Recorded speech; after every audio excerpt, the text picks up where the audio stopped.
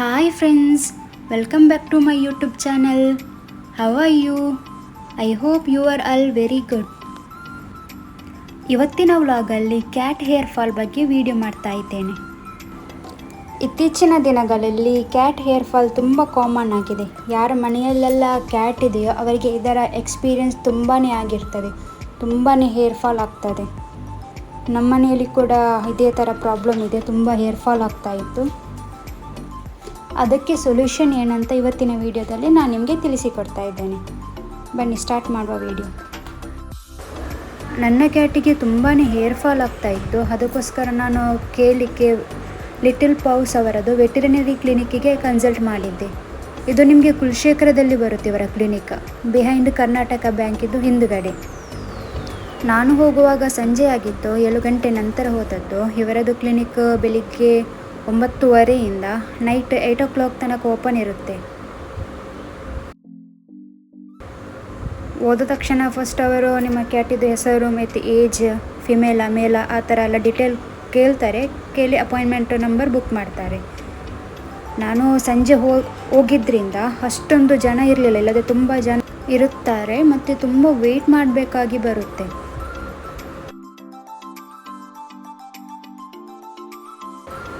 ಇಲ್ಲಿ ಒಂದು ಕಡೆ ಅವರು ಬೇರೆ ಬೇರೆ ಥರದ್ದು ಫುಡ್ಡು, ಮೆಡಿಸಿನ್, ಶಾಂಪು ಆ ಥರ ಎಲ್ಲ ಇಟ್ಟಿದ್ದಾರೆ ನೋಡಿ.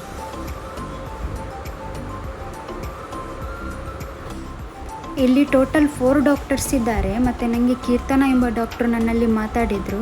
ಅವರಲ್ಲಿ ವಿಷಯ ಎಲ್ಲ ಹೇಳಿದೆ ನಾನು. ನಂತರ ಅವರು ನನಗೆ ಹೇಳಿದ್ದೇನೆಂದರೆ ಏರ್ ಫಾಲ್ ಕಂಟ್ರೋಲಿಗೆ ಒಂದು ಸಪ್ಲಿಮೆಂಟ್ ಬರೆದು ಕೊಟ್ಟರು. ನಂತರ ಫ್ಲೀಸಿಗೆ ಒಂದು ಮೆಡಿಸಿನ್ ಕೊಟ್ಟರು. ನಿಮ್ಮ ಕ್ಯಾಟಲ್ಲಿ ಫ್ಲೀಸ್ ಇದ್ದರೂ ಕೂಡ ಏರ್ ಫಾಲ್ ಆಗ್ತದೆ ಅಂತ ಹೇಳಿದರು. ಮತ್ತು ಈ ಸೀಸನ್ನಲ್ಲೆಲ್ಲ ತುಂಬ ಕಾಮನ್ ಅಂತ ಹೇಳಿದರು. ನಿಮ್ಮ ಕ್ಯಾಟಿಗೆ ಹೇರ್ ಫಾಲ್ ಇದ್ದು ಈ ಥರ ಪ್ರಾಬ್ಲಮ್ ಇದ್ದರೆ ಒಮ್ಮೆ ಈ ಥರ ಮೆಡಿಸಿನ್ ನೀವು ಟ್ರೈ ಮಾಡಿ ನೋಡಿ. ಫ್ಲೀಸಿಗೆ ಮೆಡಿಸಿನ್ ಕೊಟ್ಟಿದ್ದಾರಲ್ಲ, ಇದು ಯೂಸ್ ಮಾಡುವ ಮೊದಲು ನಿಮ್ಮ ಕ್ಯಾಟಿಗೆ ಚೆನ್ನಾಗಿ ಬಾತಿಂಗ್ ಮಾಡಿಸಿ ಡ್ರೈ ಮಾಡಬೇಕು. ಡ್ರೈ ಮಾಡಿದ ನಂತರ ನೀವು ಮೆಡಿಸಿನ್ ಯೂಸ್ ಮಾಡಬೇಕು. ಅದು ಯಾವ ಥರ ಯೂಸ್ ಮಾಡೋದಂತ ನಾನು ನಿಮಗೆ ಹೇಳಿಕೊಡ್ತೇನೆ. ಇದರದ್ದು ರೇಟ್ ಬಂದುಬಿಟ್ಟು ನಿಮಗೆ 210 rupees ಇದೆ. ಇದು ಓನ್ಲಿ 1 ಟೈಮ್ ಯೂಸ್ ಮಾಡಬೇಕು. ಓಪನ್ ಮಾಡಿ ತೋರಿಸ್ತಾ ಇದ್ದೇನೆ ನೋಡಿ ಯಾವ ಥರ ಇದೆ ಅಂತ.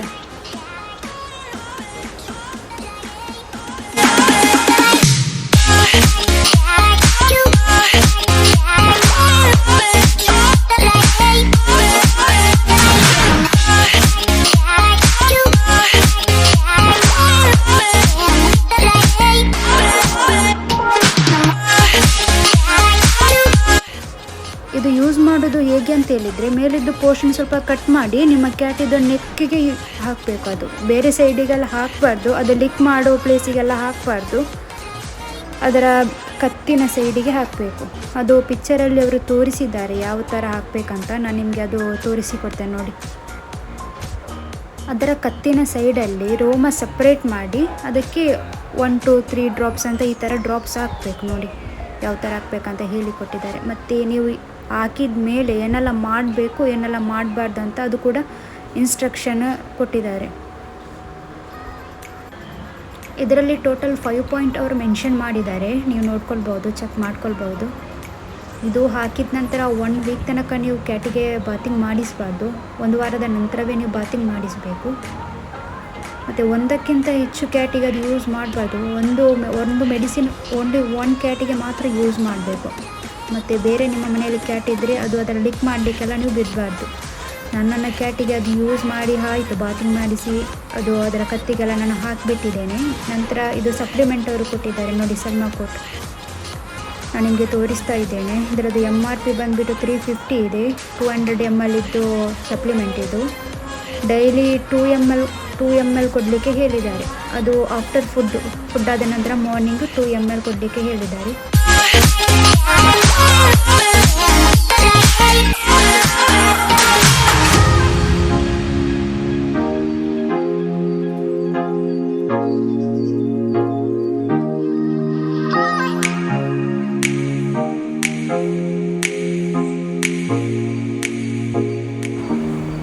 ನಾನು ಬೇರೆಯೇ ನೀಡಲ್ ಯೂಸ್ ಮಾಡ್ತೇನೆ ಅದಕ್ಕೆ ಕೊಡಲಿಕ್ಕೆ, ಇಲ್ಲದಿದ್ದರೆ ಅದು ಕುಡಿಯೋದಿಲ್ಲ. ಅದು ಕುಡಿಲಿಕ್ಕೆ ಕೇಳೋದಿಲ್ಲಲ್ಲ, ಅದಕ್ಕೆ ಕೊಡುವುದೇ ತುಂಬ ಕಷ್ಟ. ನೋಡಿ ಯಾವ ಥರ ಮಾಡ್ತಾ ಇದೆ ಅಂತ. ಅದಕ್ಕೆ ಗೊತ್ತಾಗಿ ಬಿಟ್ಟಿದೆ ಏನಾದರೂ ಕೊಡ್ತಾರೆ ಅಂತ.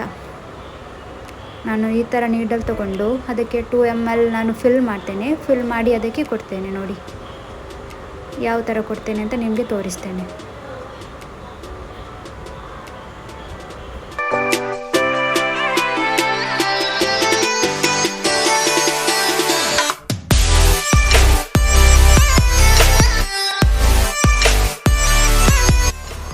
ನಾನು ಇದನ್ನು ನನ್ನ 2 ಕ್ಯಾಟಿಗೆ ಕೂಡ ಯೂಸ್ ಮಾಡ್ತೇನೆ. ಅವರು ಹೇಳಿದ್ದಾರೆ ಯಾವುದಕ್ಕೆ ಕೂಡ ಕೊಡ್ಬೋದು ಅಂತ ಹೇಳಿದ್ದಾರೆ.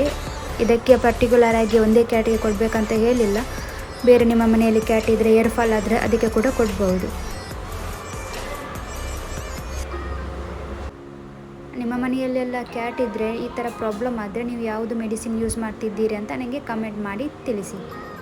ಇವತ್ತಿನ ವ್ಲಾಗ್ ಯಾರಿಗೆಲ್ಲ ಇಷ್ಟ ಆಯ್ತು ಅಂತ ನನಗೆ ಕಮೆಂಟ್ ಮಾಡಿ ಮೆಸೇಜ್ ಮಾಡಿ. Thank you for watching.